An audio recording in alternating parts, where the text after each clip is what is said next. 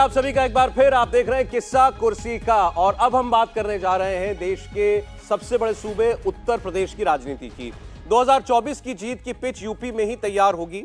वाराणसी में कल ओम प्रकाश राजभर, सुभाषपा के नेता, उनकी मुलाकात हुई है मुख्यमंत्री योगी आदित्यनाथ के साथ, और इस मुलाकात के बड़े मायने हैं बीजेपी के लिए भी, अखिलेश यादव के लिए भी। क्या 2024 के कुनबे को फिर से जोड़ने में लग चुकी है बीजेपी? दिल्ली की जीत का रोड मैप लखनऊ में योगी कैसे बना रहे हैं, इस पर हम बात करेंगे। क्योंकि बीजेपी का है टारगेट 80, यानी 80 की 80 सीटें जीतना, और मिशन मोड पर इस पर काम चल रहा है। हर हाल में यूपी क्लीन स्वीप करने की बीजेपी की कोशिश है।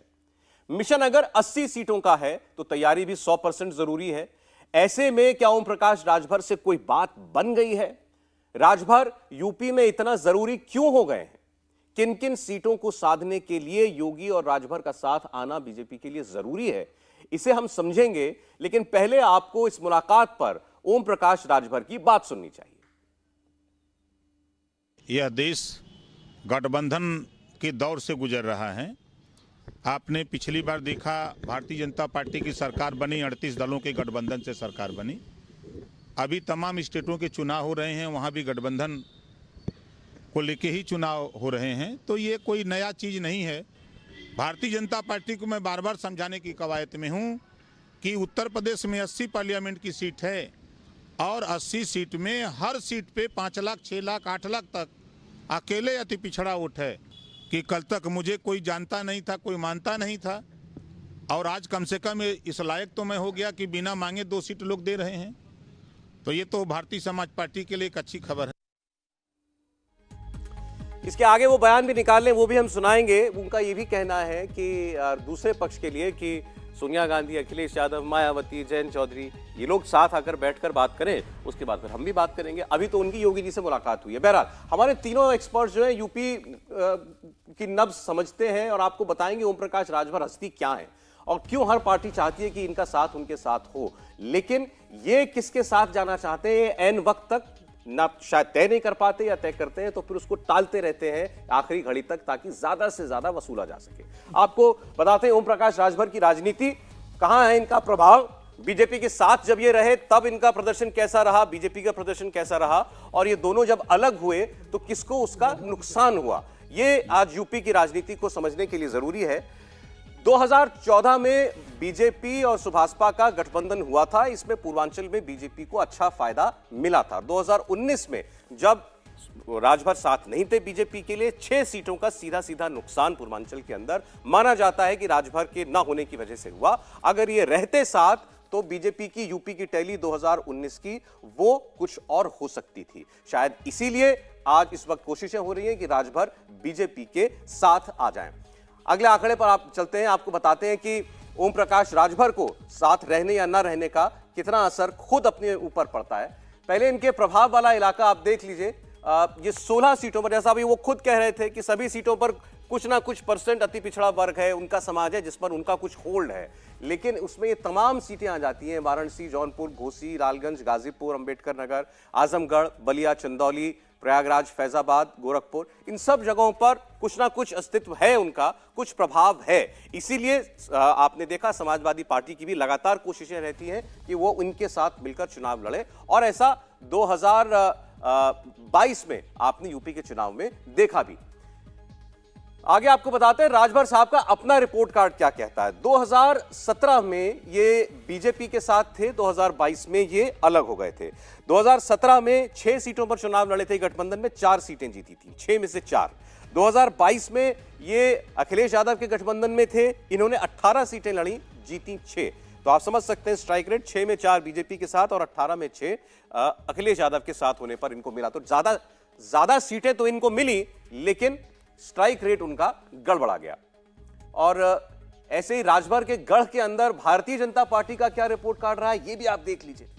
जब 2022 का चुनाव हुआ, यूपी का विधानसभा का चुनाव हुआ, उसमें इनका असर यह बताता है कि आजमगढ़ में स्वीप हो गया गठबंधन का।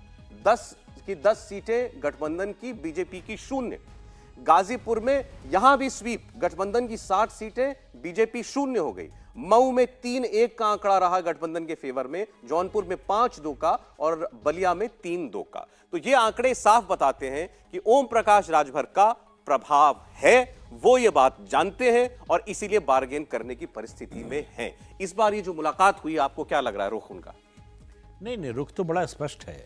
रुख जो है 2022 के विधानसभा चुनाव के बाद ही स्पष्ट हो गया, जब विधायक दल की बैठक बुलाई, जो साथी संगठन के पार्टी के लोग थे अखिलेश यादव ने, और न्योता भी नहीं दिया ओम प्रकाश राजभर को। तो कैसे अपने पैर पर कुल्हाड़ी मारी जाती है, ये कोई अखिलेश यादव से सीखे। इतना अच्छा एलआई, ईस्टर्न यूपी में जो इतनी सीटें मिली समाजवादी पार्टी को, बीजेपी की कम हुई, उसमें एक व्यक्ति का अगर सबसे ज्यादा योगदान था तो ओम प्रकाश राजभर का। तो ये अपनी ताकत का जो दावा करते हैं वो सच है? वो सच इसलिए है कि उनके पास वोट चाहे जितना कम हो, उसको ट्रांसफर कराने की ताकत है। अच्छा, इसलिए उनकी ताकत और बढ़ जाती है। तो अकेले नहीं जीत सकते। 22 में बनारस से, शिवपुर से अपने बेटे को नहीं जिता पाए, नहीं विधायक बना पाए, लेकिन वो हराने की ताकत रखते हैं। किसी बड़े के साथ मिल जाए तो विरोधी को हरा सकते हैं। वही उन्होंने 2022 में बीजेपी को ईस्टर्न यूपी में किया। नुकसान हुआ, बड़ा नुकसान हुआ बीजेपी को, नहीं तो 300 पार करती बीजेपी। और अखिलेश यादव की जगह अगर कोई और रहा होता तो ऐसे एलआई का साथ कभी नहीं छोड़ता। मुलायम सिंह जी खुद होते तो नहीं छोड़ते, कभी सवाल ही नहीं था। लेकिन उन्होंने चुनाव होते ही नाराज, एक विशेषता है अखिलेश यादव की। 17 का चुनाव हुआ, कांग्रेस के साथ लड़े, खत्म, चुनाव खत्म, रिश्ता खत्म। 2019 का चुनाव बसपा से लड़े, चुनाव खत्म, रिश्ता खत्म। यही ओम प्रकाश राजभर के साथ किया। तो ओम प्रकाश राजभर तो उसके बाद से ही तैयार हैं बीजेपी के साथ आने के लिए। देखिए, इन छोटी पार्टियों की एक समस्या भी है और एक दुर्गुण भी है। समस्या ये है कि ये किसी के साथ मिलें तो ताकतवर बनते हैं, अकेले कुछ कर नहीं पाते। तो इनको हर समय तलाश रहती है किसी बड़ी पार्टी, बड़ी साथी की, उससे मिले। इनका दुर्गुण ये है कि इनको जो टिकट मिलता है, जो बड़ी पार्टियों की शिकायत है, वो ये बेच देते हैं। अच्छा। ये अगर अच्छे उम्मीदवार उतारें तो जो 18 सीटें थी उनमें से हो सकता है 9-10 जीते होते। लेकिन ये केवल ओम प्रकाश राजभर के लिए मैं नहीं कह रहा हूं, ये सभी छोटे दलों का ये हाल है। अपना दल जो बीजेपी के साथ है उसका भी हाल है।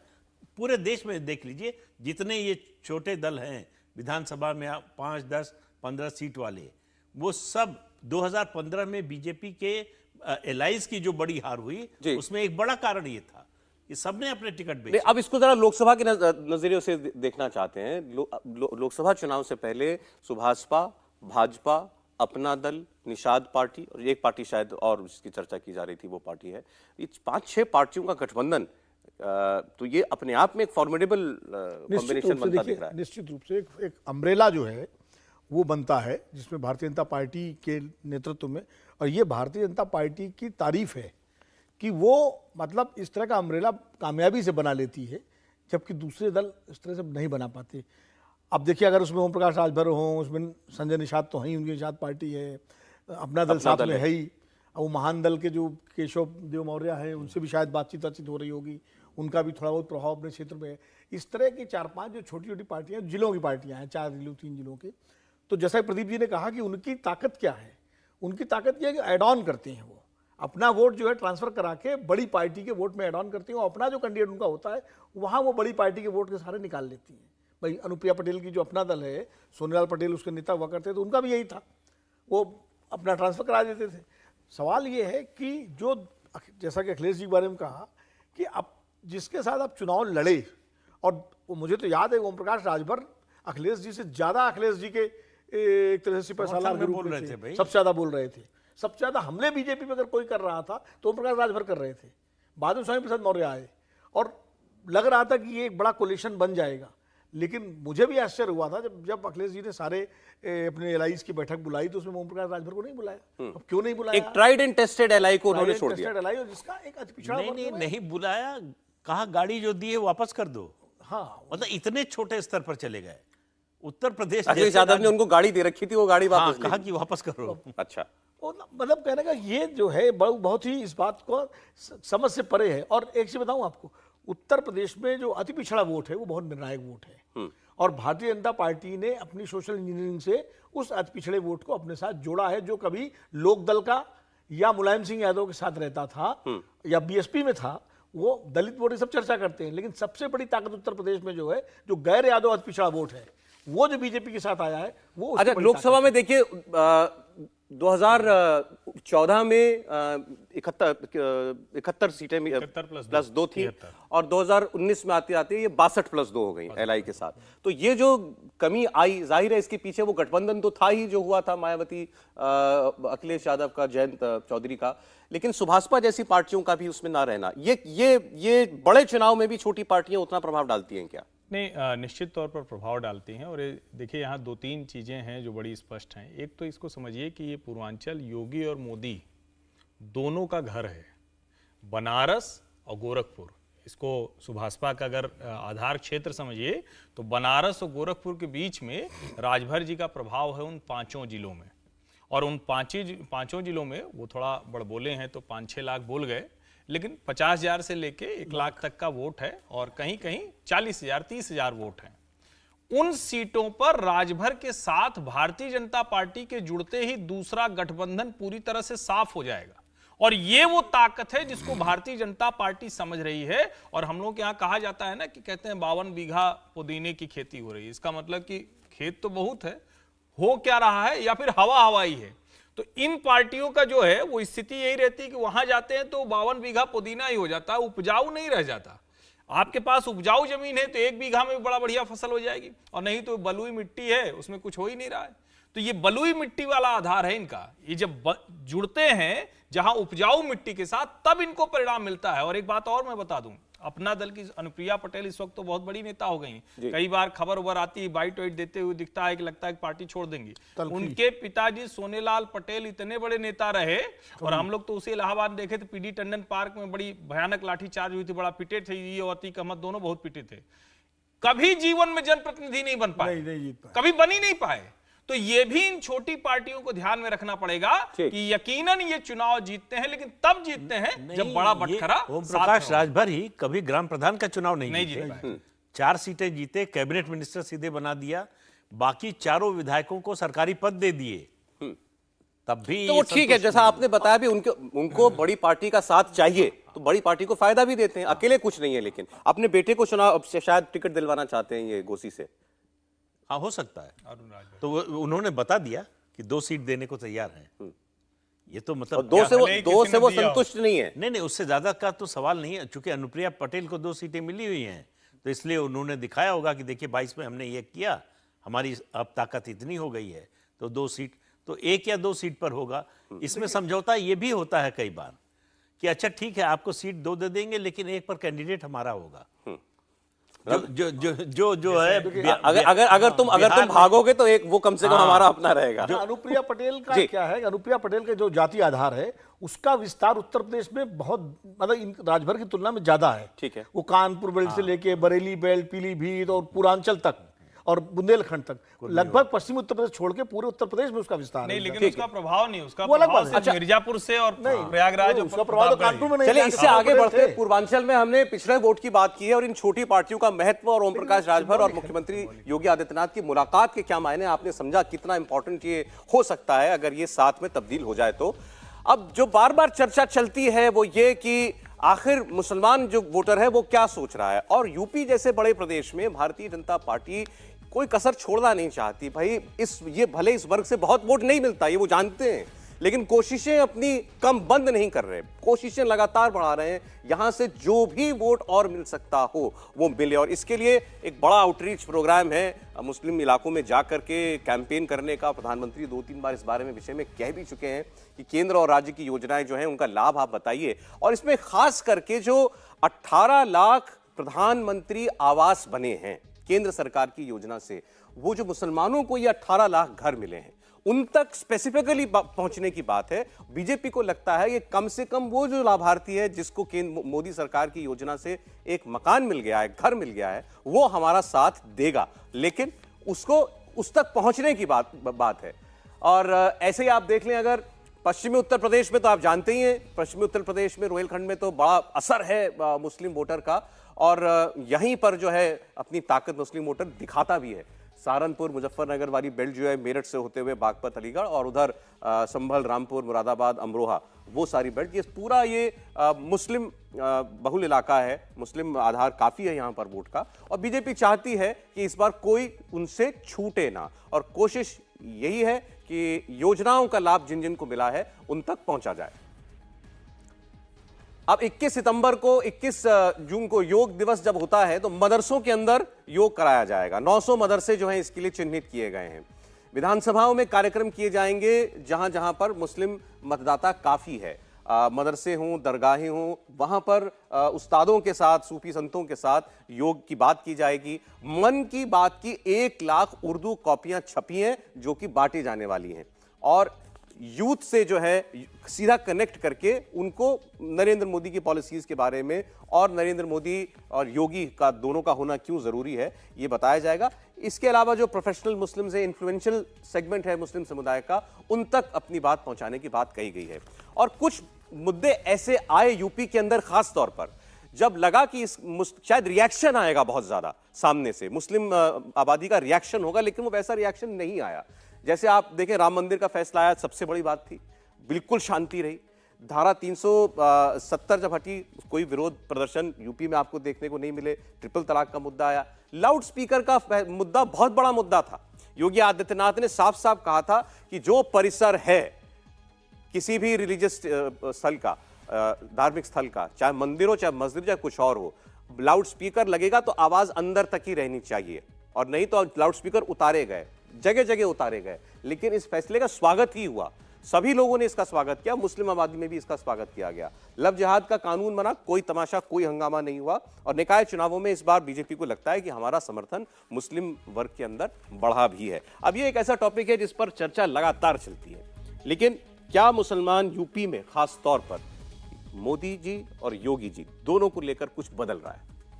देखिए, मुसलमान को हमेशा समझाया जाता रहा कि बीजेपी अगर सत्ता में आ गई तो तुम दूसरे दर्जे के नागरिक हो जाओगे, मारे जाओगे, निकाल दिए जाओगे।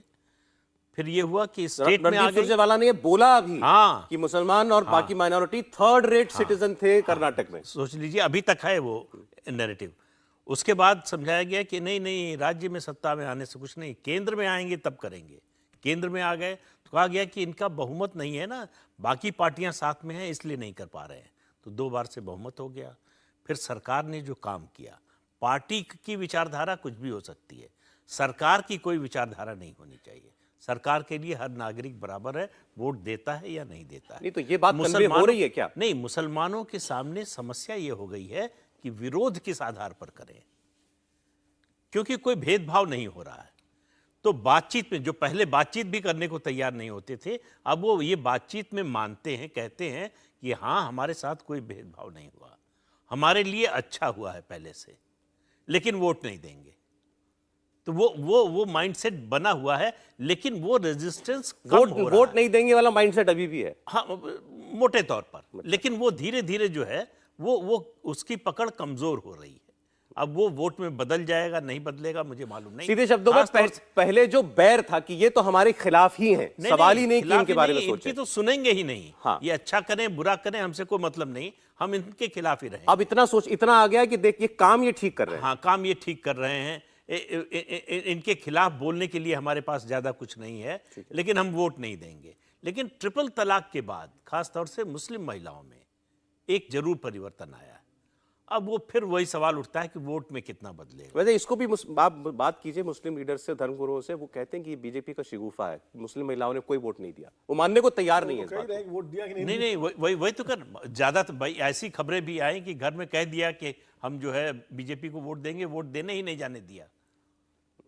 तो कोई ऐसा नहीं है कि मुस्लिम महिलाओं का 50% 60% वोट देने जा रहा था, लेकिन जो भी 2% 5% 10% था उसमें भी रोक लिया गया। लेकिन कुछ वोट तो बीजेपी को मिला है, लगातार हर चुनाव में जो है थोड़ा थोड़ा बढ़ रहा है। पार्टी ये नहीं सोचती है कि भाई अचानक से हमारा वोट जो है अगर हमको 7-8% मिलता है तो 17-18% हो जाएगा। वो भी उनको भी लगता है कुछ जो बढ़े, जो भी हमारी स्वीकार्यता इस वर्ग में बढ़े। पार्टी स्पष्ट है, पार्टी का जो नेतृत्व है भारतीय जनता पार्टी को मालूम है कि मुसलमान एकदम से बदलने वाला, वोट देने वाला नहीं है, लेकिन उसको रीच आउट तो करना चाहिए। भाई राष्ट्रीय स्वयंसेवक संघ के सरसंघचालक मोहन भागवत जी जब दिल्ली में उस मस्जिद में जा कर के राष्ट्रीय मुस्लिम मोर्चे के तहत मुस्लिम मौलानाओं से बात करते हैं, उनके इंटेलेक्चुअल से बात करते हैं, तो लाइन तो इसका मतलब है कि भाई हमें रीच आउट करना है और करना भी चाहिए। लेकिन बीजेपी का एक समर्थक वर्ग इस बात से बड़ा नाराज भी बताया जाता है। दिक्कत कहां से कि आती आप क्यों कर रहे हैं? सर, दिक्कत कहां से आती है? दिक्कत आती है जैसे उत्तराखंड में जो हो रहा है कि क्रॉस लगा करके आप कहना चले जाइए, इस तरह की घटनाओं जो अब पता लगा जो वो दोनों लड़का से हिंदू है, लड़की हिंदू, उसका दोस्त मुसलमान हो, लव जिहाद का मामला बना दिया। और उसके ऐसे यूपी में किसी का मन अगर बीजेपी के लिए बदल रहा हो किसी मुसलमान का, तो ऐसी घटनाओं से फिर वो उसको रोक देते, फिर वही पहुंच जाता है। क्योंकि उसमें खाली इन्फ्लुएंस एलिमेंट नहीं है, उसमें कई बार स्थानीय स्तर के बीजेपी नेता भी बढ़ चढ़ के हिस्सा लेते हैं। अब वो जम्मू में जब वो बलात्कार हुआ था छोटी लड़की का, तो वहां प्रदर्शन में सारे पार्टी के नेता पहुंच गए थे। तो इससे जो है भरोसा जो बनाने की कोशिश केंद्रीय नेतृत्व कर रहा है, या मोदी जी कर रहे हैं, योगी जी कर रहे हैं, वो नीचे स्तर पर भी टूटने लगता है। इस पर भी कहीं ना कहीं पार्टी को सोचना पड़ेगा। नहीं, ये बहाना है। ऐसी घटना नहीं हुई तब अगर साथ दे रहे होते तो ये माना जाता कि देखिए ये हो गया, इसलिए हमने अब अपना मन बदल लिया। ठीक है, तो ये जब आप लगातार बहाने की खोज में रहते हैं तो छोटी सी भी अच्छा ब्रेक लेना है हर्षवर्धन जी का। पहली बात ये कि बीजेपी जितना कोशिश इस वक्त कर रही है, क्या उसे करनी चाहिए? दूसरा, क्या इसके बदले में कुछ मिलने की उम्मीद है? नहीं, लोकतंत्र में बिल्कुल करना ही चाहिए। और करना ही चाहिए, मैंने पूछा उनके पार्टी के समर्थक कहते हैं कि नहीं होना चाहिए। नहीं, पार्टी के समर्थकों में भी ऐसा नहीं है। मुझे लगता है कि बड़ा वर्ग यही है जो नहीं चाहता है कि हिंदू मुसलमान हो, बड़ा वर्ग ये नहीं चाहता है कि कोई कॉन्फ्लिक्ट हो, सड़क पर झगड़े हों। लेकिन एक चिंता तो है, और वो चिंता ये है कि आप अभी दिखा रहे थे 18 लाख लाभार्थी, कम से कम उन लोगों को तो भारतीय जनता पार्टी को वोट देना चाहिए। आदर्श स्थिति की बात हम करते हैं, एक कहीं उत्तराखंड में कुछ होगा उसके आधार पर वोट नहीं देंगे, ये तय हो जाएगा। लेकिन जिनको सीधे मिल रहा है, जिनको घर मिला, जिनको दूसरी स्कीम का लाभ मिला, क्या उनको नहीं देना चाहिए? और क्या बड़े अपराधियों को छोड़िए, इस तरह के लोगों को छोड़िए जो दूसरों को परेशान कर रहे थे, क्या आम मुसलमान को सचमुच योगी के राज में या मोदी के राज में कोई मुश्किल हो रही है? और अगर नहीं हो रही है तो फिर सिर्फ परसेप्शन के तौर पर, नैरेटिव के तौर पर ये क्यों कह रहे हैं? तो मुझे लगता है कि सरकार की तो ये एक तरह से कहे कि उसको तो बाध्यता है कि वो हर व्यक्ति के लिए एक जैसा काम करे। ब्रेक लेने की मजबूरी है इस पर, लेकिन बड़ी लंबी बात हो सकती है इस पर। लोग पूछते हैं कि फिर ये तोहमत मुसलमान पर ही क्यों है? यादव क्यों नहीं वोट करता बीजेपी को? उन्हें क्या शिकायत है, क्या तकलीफ है? वो भी तो नहीं करते, उस अनुपात में तो नहीं करते, जाटो नहीं करते, मान लीजिए। ये सवाल केवल मुसलमानों से क्यों पूछा जाता है कि आप, तुम्हें सब मिल रहा है, तुम वोट क्यों नहीं कर रहे हो? इसका कारण है, जाटव हो या यादव हो, वो इस आधार पर वोट नहीं करता कि हम उसको वोट देंगे जो बीजेपी को हराएगा। वो बीएसपी को वोट नहीं देने लगेगा, उसकी अपनी पसंद की पार्टी है। बीजेपी यही चाहती कि मुसलमान की अपनी पसंद की पार्टी हो। ठीक है, लेकिन केवल हमको हराने के लिए वोट ना, हम इस पार्टी को पसंद करते हैं, इसको वोट दें। चलिए, एक ब्रेक के लिए हमको रुकना पड़ेगा, लेकिन ये चर्चा बड़ी लंबी हो जाती है। आगे एक और मुद्दा है, क्या 2024 के लोकसभा चुनाव में नरेंद्र मोदी को भी मुस्लिम वोट की उम्मीद है करनी चाहिए? बड़े मुस्लिम वोट की उम्मीद करनी चाहिए? इंडिया टीवी हर वक्त हर जगह डाउनलोड करने के लिए सर्च करें India TV news Google play store या ऐप स्टोर पर।